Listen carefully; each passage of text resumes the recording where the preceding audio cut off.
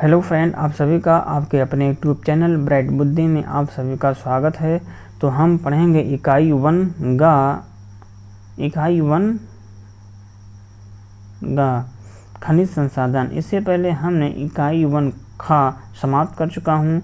अगर आप नहीं देखे हैं तो जा करके प्लेलिस्ट में देख सकते हैं। NSCERT बिहार बोर्ड क्लास 8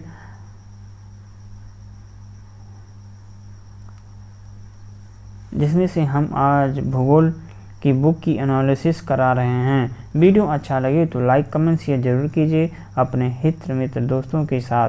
आज हम इसमें खनिज संसाधन के बारे में जानेंगे।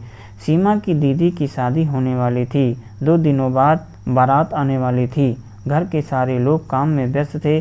सीमा भी बहुत खुश थी। सजावट वाले घर में जगह जगह बल्ब एवं लड़ियाँ लगा रहे थे। मम्मी दीदी के लिए गहना पसंद कर लाई थी। सोने चांदी के गहनों की सुंदरता और चमक देख करके वो दंग थी। मिठाई बनाने वाले ने आज सुबह ही चूल्हा जला दिया था। गैस पर लोहे की कढ़ाई चढ़ा दी गई थी। मम्मी ने धोतियों को पीले रंग से रंग दिया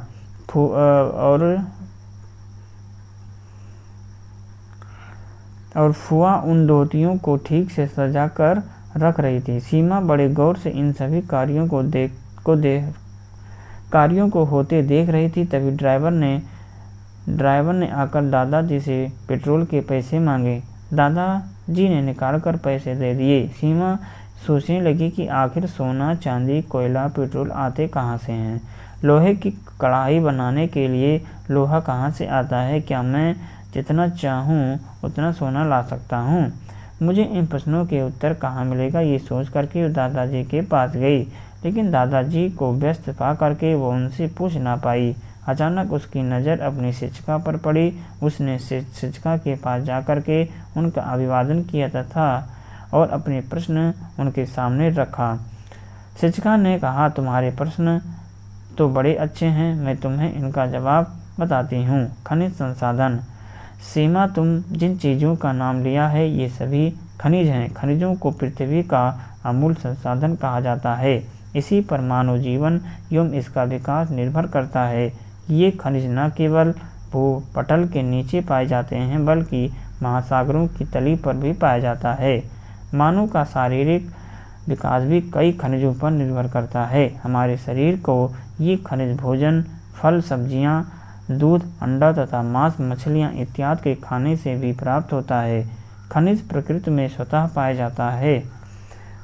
पाए जाने वाला पदार्थ है जिसकी भौतिक एवं रासायनिक संगठन तथा आंतरिक परमाणिक संरचना निश्चित होती है। इन खनिजों में टैल्क सबसे मुलायम एवं हीरा सबसे कठोर होता है।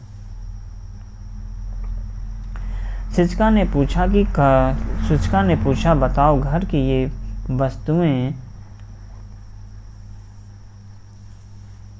वस्तुएं कहाँ। थाली गिलास, गहना, थाली गिलास, कुल्हाड़ी, कढ़ाई इत्यादि किन किन खनिजों से बनी है। सीमा ने बताया, दीदी गहने तो सोने चांदी के होते हैं। लोटा, थाली कांच, पीतल और स्टील का भी होता है। मेरे घर में तो तांबा का भी लोटा है। मैंने तो अखबार में हीरे के गहनों का भी प्रचार देखा है। कढ़ाई एल्युमिनियम एवं लोहे की बनी होती है। शिक्षिका ने कहा, देखो ये सारे तो खनिज हैं। विश्व में लगभग 2000 से अधिक खनिज पाए जाते हैं, जिनमें से लगभग 100 से अधिक खनिज भारत में मिलते हैं। इनमें से मात्र 30% खनिजों का अधिक महत्व वाली हैं। खनिज संसाधन।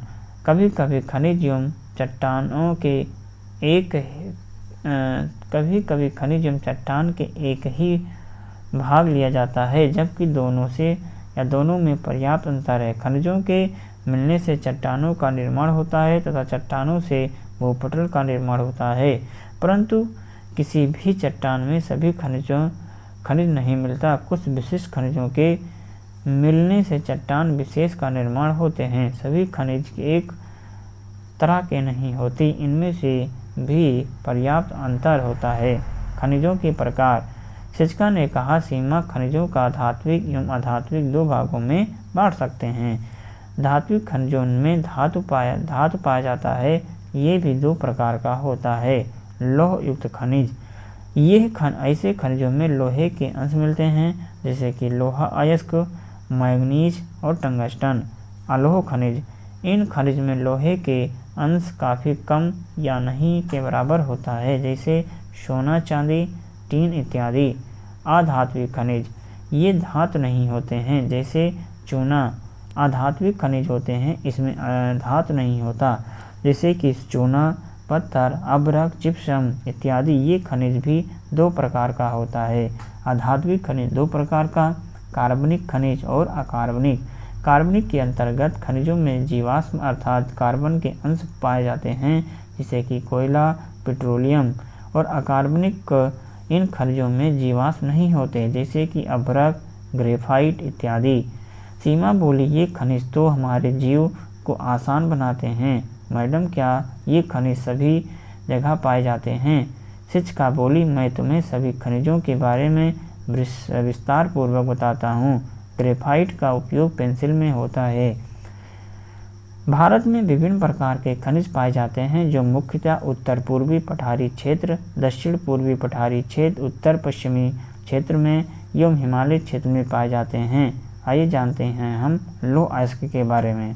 लौह आधुनिक सभ्यता एवं उद्योग की जननी है, परंतु लोहा खदानों से शुद्ध रूप में नहीं निकाला जाता, ये अयस्क के रूप में मिलता है।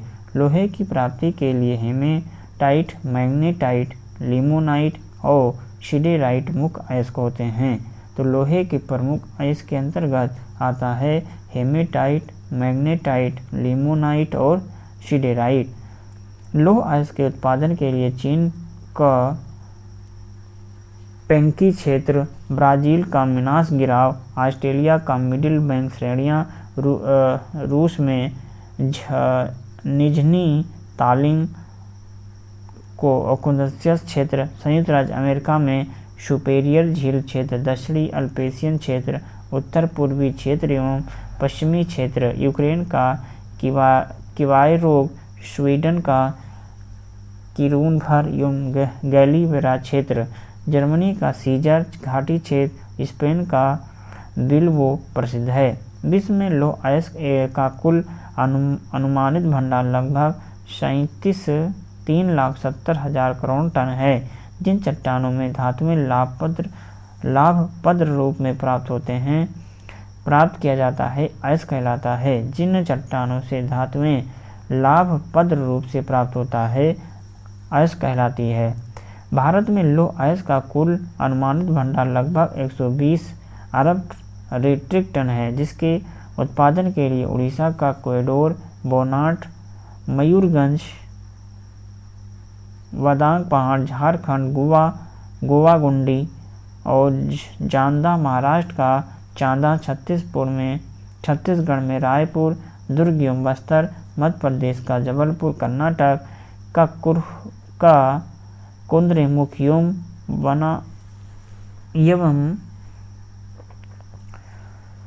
बाबा बूदन पहाड़ियाँ प्रसिद्ध हैं। बाबा बूदन पहाड़ियाँ। 1951 में देश ने लौह अयस्क का उत्पादन लगभग 30 लाख टन था, जो 2009 में 2010 लाख टन हो गया। सीमा ने मैडम, लोहे का उपयोग भी तो आज बहुत बढ़ गया है, इसीलिए उत्पादन भी बढ़ा है। शिक्षिका ने कहा, हाँ बिल्कुल ठीक। अब मैं मैग्नीज अयस्क के बारे में तुम्हें बताती हूँ। मैग्नीज अयस्क। मैग्नीज उत्पादन में भारत का विश्व में अग्रणी स्थान है। इसके अयस्क में पाइरोलूसाइट, साइलोमेलेन, रोडोनाइट इत्यादि मुख्य है। जंगरोधी इस्पात बनाने में इसका प्रयोग लोहा के साथ किया जाता है। इसके अलावा बैटरी, फोटोग्राफी, माचिस उद्योग इत्यादि में भी इसका प्रयोग किया जाता।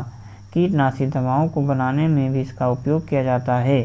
सीमा आश्चर्य से बोली, मुझे तो पता ही नहीं था कि मैग्नीज के इतने उपयोग हैं। ये मिलता कहाँ है? शिक्षिका बोली, विश्व के मैग्नीज उपजाऊ क्षेत्र में ब्राज़ील का अमया, दक्षिण अफ्रीका का संदेश क्षेत्र, यूक्रेन का निकोपोल, मैक्सिको का सांतो डोमिया, घाना के नाखूता क्षेत्र प्रमुख है।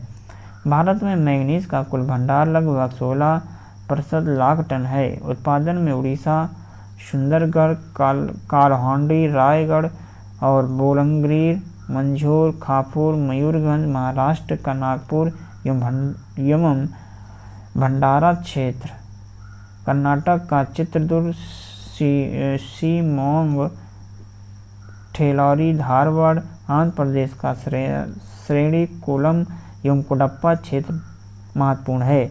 छत्तीसगढ़ का बालाकोट एवं छिंदवाड़ा में क्षेत्र में मैंगनीज उत्पादन के लिए प्रसिद्ध है। तांबा।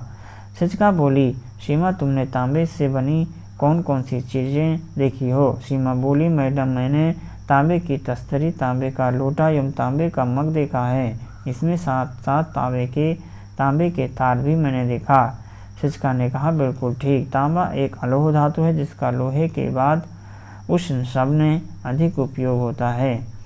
इसका उपयोग बहुत उपकरण एवं विद्युत उपकरण, तार निर्माण, ईंधन में, वायुयान, टेलीफोन, घड़ी, पंख एवं अनेक उद्योगों में है। विश्व में तांबे के अयस्कों में चिल्कोपाइराइट, क्राइसोकोला, बोनाइट, कोबालाइट, क्यूप्राइट, मालासाइट इत्यादि शामिल होते हैं। सीमा ने पूछा, इसका उत्पादन कहाँ कहाँ है? मैंने सुना है कि राजस्थान के खेजड़ी में इसकी खान है। शिक्षिका बोली, तुमने ठीक सुना। तांबे के उत्पादन में अमेरिका का बड़ा क्षेत्र, कनाडा का सडबरी क्षेत्र, नीलो का चुकीका माटा, मध्य चिली का एलेनियस और जोबीविया का मुरफिल अरा तथा जायरे का कटाका क्षेत्र महत्वपूर्ण है। भारत में तांबा उत्पादन में झारखंड की सिंहभूमि क्षेत्र, हजारीबाग, फलानू, राजस्थान का खेतड़ी, मध्य प्रदेश का बालाघाट, छत्तीसगढ़ का दुर्ग प्रमुख स्थान रखता है। अभ्रक। शिक्षिका ने पूछा, क्या तुमने अम्बीर में उजली चमकती चीज़ें देखी है? अबीर में उजली चमकती चीज़ें देखी है। सीमा ने कहा, हाँ। मैं सिर हिलाया। शिक्षिका ने कहा, ये अभ्रक है। इस खनिज का उपयोग हम सभी किसी न किसी रूप में अवश्य ही करते हैं। इनका उपयोग खिलौना एवं दवा उद्योग से लेकर के विद्युत उपकरण उद्योग तक। इसके प्रकार में बायोटाइट, गस्कोबाइट एवं फ्लोगोफाइट महत्वपूर्ण है। शादी, ब्याह एवं होली के अवसर पर उपयोग किए जाने वाले रंगों तथा गुलाल में अभ्रक मिलाए जाते हैं ताकि उसमें चमक आ सके। आयरन में भी क्वाइल के साथ अभ्रक की परत लगी रहती है। विश्व में अभ्रक उत्पादन में ब्राज़ील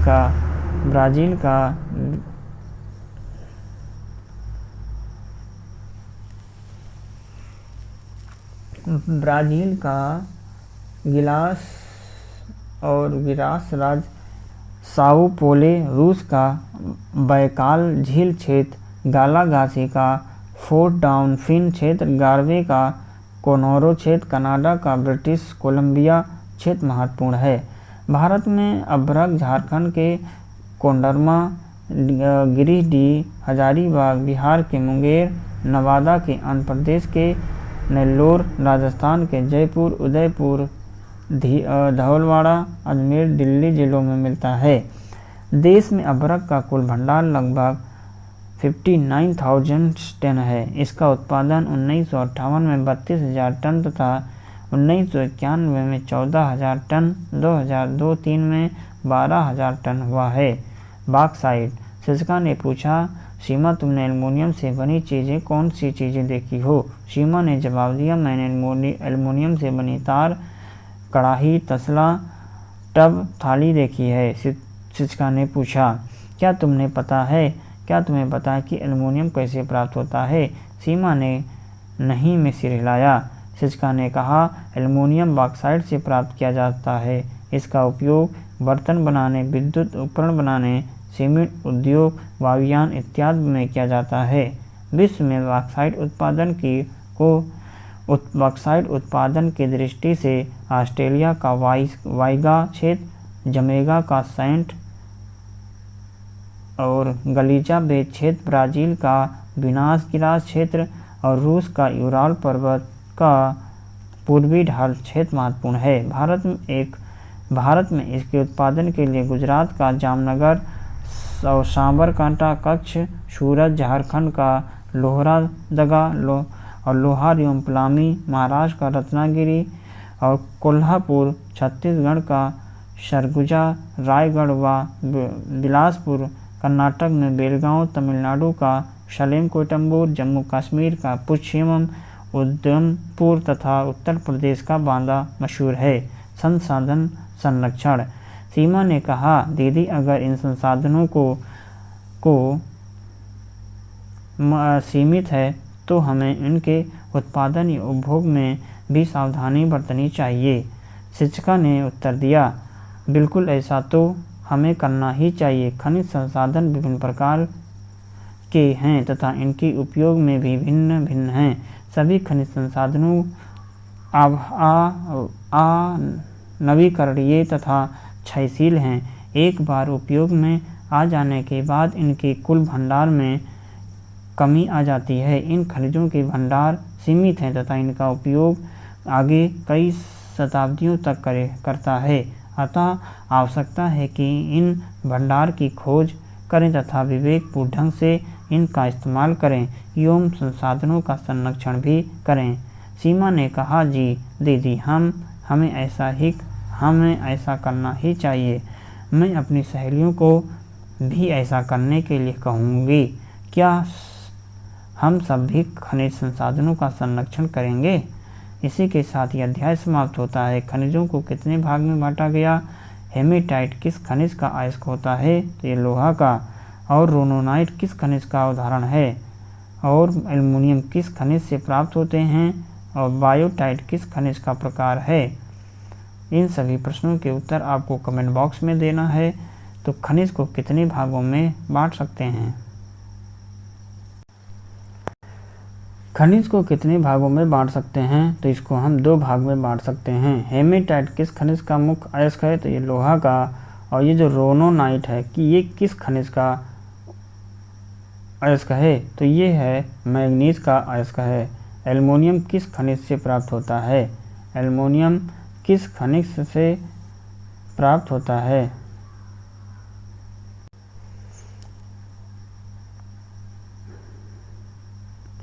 एल्युमिनियम किस खनिज से प्राप्त किया जाता है? तो इसे हम बॉक्साइट से प्राप्त करते हैं। किससे प्राप्त करते हैं?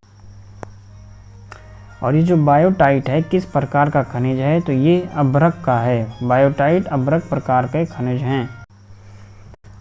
बायोटाइट किस खनिज का प्रकार है? तो ये अभ्रक का है। तो इसी के साथ ये अध्याय समाप्त होता है। तो यहाँ पर जैसे कि लोहा है, तो लोहा किसके साथ मिलान करेंगे? हेमेटाइट के साथ। तो कहाँ पर मिलाएंगे इसे हम? लोहा को मिलाएंगे हेमेटाइट से। लोहा को हेमेटाइट से मिलाया जाएगा। आगे है मैंगनीज जो है अभ्रक किससे मिलाएंगे? गा से। तांबा और मैंगनीज को हम मिलाएंगे रोबोट से। फिर हम तांबा को कोबाल्ट से मिला देंगे।